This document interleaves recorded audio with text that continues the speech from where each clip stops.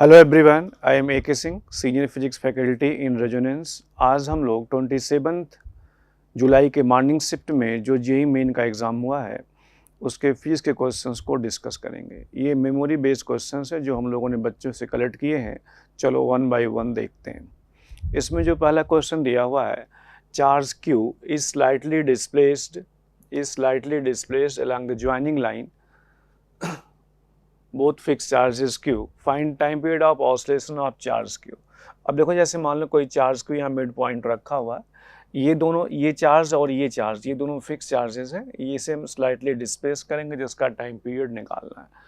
अब देखो, जैसे मान लो अगर ये कहा जाए जब ये मीन पोजीशन से यहाँ पे एक्स डिस्टेंस इधर होगा तो इस पे जो फोर्स लगा इसकी वजह से F1 इधर लगा और इसकी वजह से उधर वाले की वजह से F2 इधर लगा। तो अगर हम इस पे नेट फोर्स निकालना चाहें कितना होगा, तो यहाँ से देखो जो नेट फोर्स आया F is equal to F1 minus F2। तो ये आ जाएगा k q capital Q upon L plus x का square minus k q capital Q upon L minus x का स्क्वायर। अब इसको हम सिंप्लीफाई करेंगे तो ये आ जाएगा minus 4KQ L x upon L square minus x square का स्क्वायर। अब अगर ये कहा जाए कि x L से बहुत छोटा है तो इसकी वैल्यू आ जाएगा minus 4Q capital Q by L Q into x. अब अगर हम इसमें एक्सलेशन निकालें तो A is equal to force upon mass से ये आया minus 4KQ capital Q by ML cube into x. अब इसको अगर हम कंपेयर करें A is equal to minus omega square x से, तो ये ओमेगा हो गया 4KQ capital Q by ML cube. तो जो टाइम पीरियड होगा T is equal to 2 pi by omega से T आ जाएगा 2 pi root ML cube upon 4KQ capital Q। अब इसमें K की वैल्यू पुट कर देना, 2 पाई को अंदर लेना, तो इसमें पहला वाला आंसर आ जाएगा। तो answer is first one. In the next question, if potential difference across battery of internal resistance R1 is 0, then find value of R। अब इसमें देखो, जैसे मान लो अगर ये कहा जाए इसमें करंट I ऐसे जा रहा, तो इसमें जो I होगा इस सर्किट में E अपान R plus R1 plus R2। अब यहाँ जो पहले वाले का पोटेंशियल डिफरेंस अगर कहें मान लो V1 है तो E माइनस आई R1, तो ये 0 हो गया E माइनस आई E इंटू R1 अपान R plus R1 plus R2। तो यहाँ से सॉल्व करके R1 माइनस R2।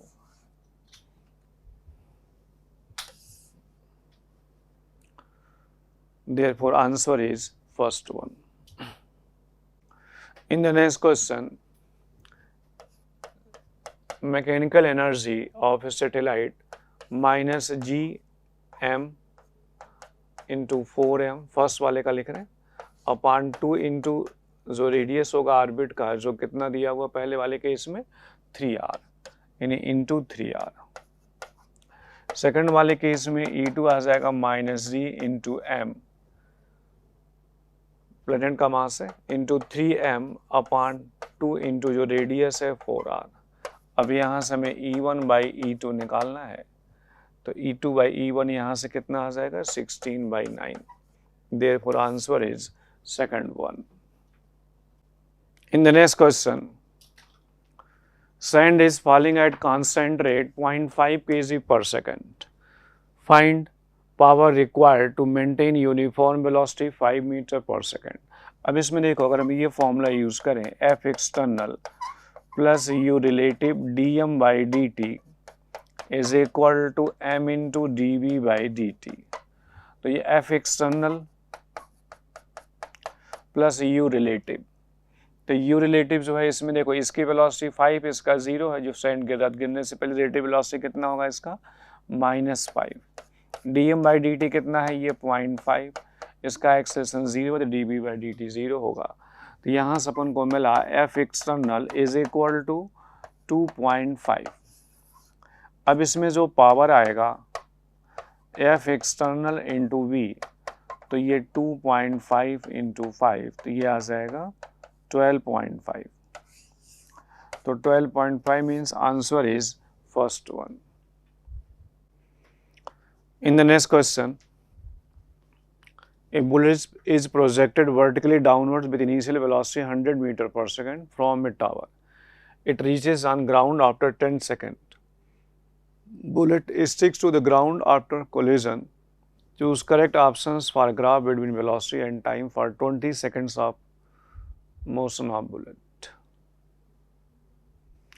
अब ध्यान से देखो, जैसे मान लो अगर ये कहा जाए, इसको मान लो ऐसे नीचे के डायरेक्शन में हमने इसको फेंका, तो अगर हम आउटवर्ड को पॉजिटिव माने, ऊपर के डायरेक्शन को हम पॉजिटिव माने, तो v is equal to u plus a t से ये हो गया 100 माइनस जी की वैल्यू कितना हो गया 10 इंटू टी. तो v is equal to minus 100 minus 10 into टी. अब ये 10 सेकंड में आके टकराया, अगर ये 10 सेकंड में आके टकराया तो 10 सेकंड बाद तक वेलोसिटी बढ़ती गई, उसके बाद स्टिक कर गया तो वेलोसिटी 0 हो जाएगी. तो यहाँ से देखो कि 10 सेकंड तक तो वेलोसिटी का मैग्नीट्यूड घटता जाएगा लेकिन नेगेटिव में बढ़ेगा. इसके लिए ग्राफ कौन सा होगा? ये first one. In the next question, cross section area of wire A B is uniform, zero deflection galvanometer is found at point C, find x. देखो इसमें ये वेटेशन बेस्ड कंसेप्ट पे बेस्ड होगा, तो 5.6 by x is equal to 70 by 30. तो यहाँ से x की वैल्यू आ जाएगा 2.4 ओम. तो answer is fourth one. In the next question, two magnetic bars oscillates in the uniform magnetic field with time period 3 seconds and 4 seconds. The moment of inertia of both bars are 2 kg meter square and 3 kg meter square respectively. Then find ratio of their magnetic moments. अब देखो T is equal to 2 pi root I by mb. तो यहाँ से जो m होगा this is equal to 4 pi square I upon T square into b, यानी कि m proportional to क्या आ जाएगा? I upon T square. देखो ये होता टाइम पीरियड का फॉर्मूला T, उससे अपन ये रिलेशन निकाल लेंगे. अब यहाँ से जो m1 बाई m2 होगा this is equal to I1 by I2 into T2 square by T1 square. तो I1 बाई I2 कितना? देखो यहाँ पे ये 2 by 3 into T2 by T1. T2 कितना है? 4 यानी 16 by 9. This is equal to 32 by 27. Answer is first one. In the next question, intensities of two waves I1 is equal to I and I2 is equal to 4I. In case A, both the waves superimpose with phase difference pi by 2. In case of B, both the waves superimposing with phase difference pi by 3. Find ratio of resultant intensities in both the cases. अब देखो intensity का जो formula होता है ये I1 plus I2 plus 2 root I1 I2 cos 5. पहले वाले case में, ए वाले केस में ये कितना था? I1 plus I2 plus 2 root I1 I2 cos 90 degree यानी पाई बाई 2.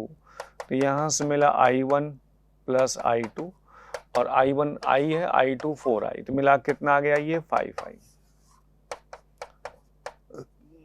अब इसी फॉर्मूले से देखो बी वाले केस में कितना होगा? ये I plus 4I plus 2 root I into 4I into cos pi by 3. यहाँ से सॉल्व करेंगे तो ये 7I आ जाएगा IB.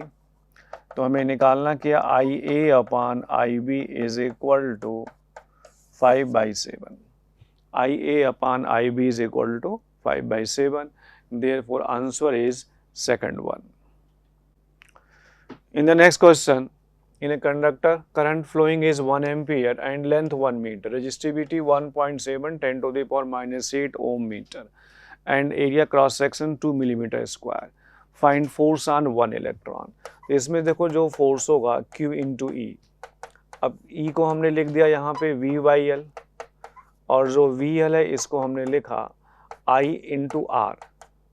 R क्या होगा? Rho into L by A. तो यहाँ से एल एल कट गया, E into I into rho by A. अब ये सारी वैल्यूज पुट कर लेना, तो इसमें फर्स्ट वाला ऑप्शन आ जाएगा 136 into 10 to the power minus 23, यानी answer is first one. Answer is first one. In the next question, a conveyor belt is moving with constant velocity 2 meters per second. The coefficient of friction between block and belt is mu is equal to 1 by 4. A block is released on it. Find distance traveled by it stops on belt. अब देखो अगर इसको relative वाले concept से करें तो v square is equal to u square plus 2as। अब initially जो है इसकी वेलोसिटी 0 है तो इसके रेस्पेक्ट में 2 मीटर पर सेकंड पीछे की साइड में होगा। जब रेस्ट में आएगा दोनों की वेलोसिटी सेम होगा, यानी v रिलेटिव 0 होगा। तो u रिलेटिव कितना होगा, इसका स्क्वायर 4 हो गया माइनस 2, ये म्यू इंटू जी, म्यू कितना है 1 बाई 4, जी कितना है 10 इंटू एस, तो यहाँ से मिला s इज इक्वल टू 0.8। तो answer is fourth one. In the next question, in 30 hour, activity of sample reduces to 1 by 16 of its initial value. Find half life of the substance. अब इसमें देखो अगर हम ये फॉर्मूला यूज करें R is equal to R naught 1 by 2 power n, तो 1 by 16 is equal to 1 by 2 power n, यहाँ से आ जाएगा n इज इक्वल टू 4, इन नंबर ऑफ हाफ लाइफ 4 हो जाएंगी। तो यहाँ से देखो जो ये टाइम दिया हुआ 30 is equal to n into T half होगा, तो ये आ जाएगा 4 इंटू टी हाफ, तो यहाँ से अपना मिला हाफ लाइफ आ गया 7.5 आवर्स। तो answer is third one. In the next question, a conductor of resistance 3 ohm gives DC current of 4 ampere, another conductor of 2 ohm resistance 2 ohm is given an AC current of peak value 4 ampere. Find the ratio of heat produced in two conductors in same time. अब देखो पहले वाले case में क्या होगा, H1 is equal to I square R T, तो इसमें ये आ जाएगा 4 का स्क्वायर इंटू R1, R1 की वैल्यू कितना दिया क्वेश्चन में, फर्स्ट केस में 3 ओम है, तो ये हो जाएगा 16 into 3 into T, it is H1। Second case में AC करंट है, तो AC करंट वाले केस में जो हम हीट का फॉर्मूला पढ़ते हैं उसमें क्या लिखते हैं, आई आर एम एस का square into R2 into t, तो आई आर एम एस कितना हुआ ये 4 एम्पियर, तो 4 बाई रूट 2 का स्क्वायर इंटू R कितना है इसका 2 ओम, तो 2 into T, it is H2। अब यहाँ से H1 बाई H2 निकालें तो ये 3 बाई 1, तो answer is second one. In the next question, two rods are connected in series between 450 degrees Celsius and 0 degrees Celsius. Their thermal conductivities are of cross section and length are in the ratio 1 by 2. 1 by 2 क्या है, K1 by K2। 1 by 9 क्या है, A1 by A2।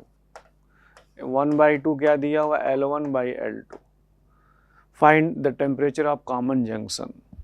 अब इसमें देखो जो यहाँ से यहाँ पे इधर जो हीट जाएगी जो इधर जाएगी दोनों सेम होगा, तो 450 minus T divide by R1, R1 का मतलब हो गया L by L1 upon K1 A1, यहाँ से आ जाएगा T माइनस 0 अपान L2 अपान K2 A2। अब यहाँ से अपन इसको सॉल्व कर लेंगे, तो यहाँ से T आ जाएगा 45 डिग्री सेल्सियस, तो answer is third one. In the next question, resolving power of microscope in air is P. If it is submerged in oil of refractive index 2, then its resolving power becomes NP. Find value of N. Resolving power का formula होता है 2 mu sin theta by lambda. तो resolving power second case में divide by resolving power first case में कितना आएगा, ये mu2 by mu1 into यहाँ से आ जाएगा लैम्डा 2 बाई लैम्डा 1। तो यहाँ से देखो म्यू 2 जो सेकंड वाला मीडियम है,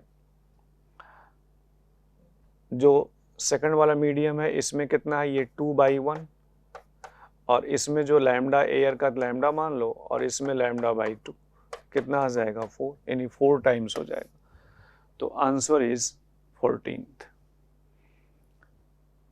इसमें सिंपल सवाल है, मतलब रिजॉल्विंग पावर का जो फॉर्मूला लिखा है उसको हमने डिवाइड कर दिया और यहाँ से सॉल्व कर लिया। इन the next question, a particle is projected vertically upward from ground and another particle is projected from ground with different velocity at angle theta with horizontal. Find ratio of maximum height attained by both the particles. It is given that time of flights both the particle is same. अब देखो इसमें जैसे मान लो एक को हमने ऐसे सीधा फेंका, मान लो u1 वेलोसिटी से ये ऊपर गया, और एक को मान लो हमने ऐसे u2 वेलोसिटी से फेंका और इसका एंगल थीटा है हॉरिजॉन्टल से। तो इसका जो टाइम ऑफ फ्लाइट होगा ये 2u/z, इसका जो टाइम ऑफ फ्लाइट होगा 2u2 sin theta by z। तो t1/t2 जो होगा ये सेम है 1, जो यहाँ से u1/u2 sin थीटा, ये 1 आ गया, इसका मतलब u1 is equal to u2 sin theta. ठीक है, अब मैक्सिमम हाइट की बात करें अगर, तो मैक्सिमम हाइट का फॉर्मूला पहले वाले केस में होगा u1 स्क्वायर बाई 2z और सेकंड वाले केस में होगा u2 square sine square theta by 2z। अब देखो ये दोनों क्वांटिटीज इक्वल है, इसका मतलब यहाँ से दिख रहा है कि h1 is equal to h2, या ऐसे कहा जाए h1 by h2 is equal to 1, h1 by h2 is equal to 1। Answer is second one. In the next question, main scale of vernier calipers reads 10 millimeter in 10 divisions, यानी एक division जो 1 millimetre का है। 10 divisions of vernier scale coincides with 9 divisions of the main scale. When the two jaws of the calipers touch each other, the fifth division of the vernier coincides with the some main scale division and the zero of the vernier is to the right of the zero of the main scale. तो पहले इसमें ये देखो कि जो fifth division of vernier scale दिख रहा है, इसका मतलब जो जीरो एरर है और लीस्ट काउंट कितना होगा। लीस्ट काउंट का फॉर्मूला क्या होता है 1 MSD minus 1 VSD, main scale division minus vernier scale division. तो ये 1 माइनस इसका 9/10 के बराबर है मेन स्केल का, तो एक वर्नियर डिवीजन जो है वो 9/10 यानी 0.1 के बराबर होगा, तो मतलब 0.9 के बराबर हुआ। तो यहाँ से कितना आ जाएगा 0.1 मिलीमीटर या 0.01 सेंटीमीटर, ये तो लीस्ट काउंट हो गया। अब इसमें जो जीरो एरर होगा ये कितना आएगा, देखो इसमें जो है ये फिफ्थ डिवीजन, तो फिफ्थ डिवीजन मतलब 5 इंटू जो लीस्ट काउंट है 0.01, तो ये हो गया 0.05 सेंटीमीटर, जीरो आ गया 0.05 सेंटीमीटर। अब जो इसमें ऑब्जर्व रीडिंग है,